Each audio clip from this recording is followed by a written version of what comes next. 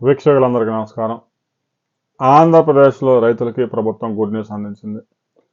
కూటమి ప్రభుత్వం అధికారంలోకి వచ్చే సమయానికి 1,20,000 వ్యవసాయ విద్యుత్ కనెక్షన్లకు అప్లికేషన్లు పెండింగ్లో ఉన్నాయి.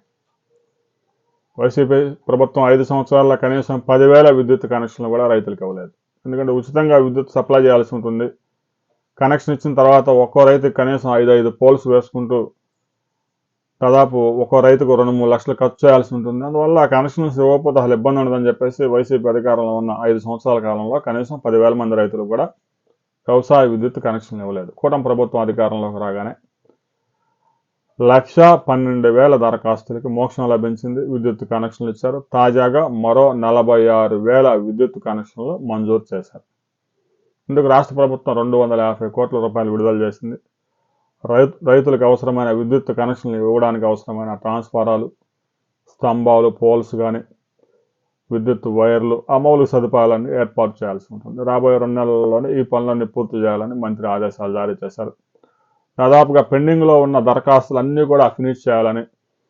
అయితే కొంతమంది రైతులు దరఖాస్తు అయితే పెట్టుకుంటారు విద్యుత్ కనెక్షన్కి. ఆ రైతుకి కరెంట్ సప్లై చేయాలంటే 3 కిలోమీటర్ల లైన్ వేయాల్సి ఉంటుంది ఒక రైతుకి. అలాంటి దరఖాస్తులు మాత్రం పెండింగ్లో ఉంటాయి. మిగతా రైతులందరికీ 1, 2, 3, 4 పోల్స్తో విద్యుత్ కనెక్షన్ ఇవ్వడానికి అవకాశం ఉన్న ప్రతి రైతుకి విద్యుత్ కనెక్షన్ దరఖాస్తు వెంటనే మంజూరు అనుమతులు ఇస్తూ ఉన్నారు. రాబోయే కొద్ది రోజుల్లో పెండింగ్లో ఉన్నాయంటే ఆ రైతు యొక్క పొలం చాలా రిమోట్లో ఉండడం, విద్యుత్ ఆ రైతు పొలాన్ని తీసుకెళ్ళడానికి 3 కిలోమీటర్లు, 4 కిలోమీటర్లు, 5 కిలోమీటర్లు ఉంటే ఆ ఒక్క రైతుకే దాదాపుగా 3 కోట్లు ఖర్చు అవుతుంది. అలాంటి అప్లికేషన్స్ సుదీర్ఘకాలం పెండింగ్లో ఉండిపోతాయి. అలాంటి రైతులు సోలార్ విద్యుత్ ఉత్పత్తి చేసుకొని అక్కడే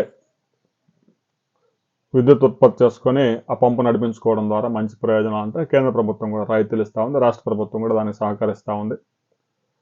దీనికి సంబంధించి సోలార్ పవర్తో మోటార్ నడపాలంటే ఎంత ఖర్చు అవుతుంది, ఏ పథకం ద్వారా రైతుకి ఎంత రాయితీ లభిస్తుంది అనే వివరాలతో మనం మరో వీడియోలో కలుసుకుందాం.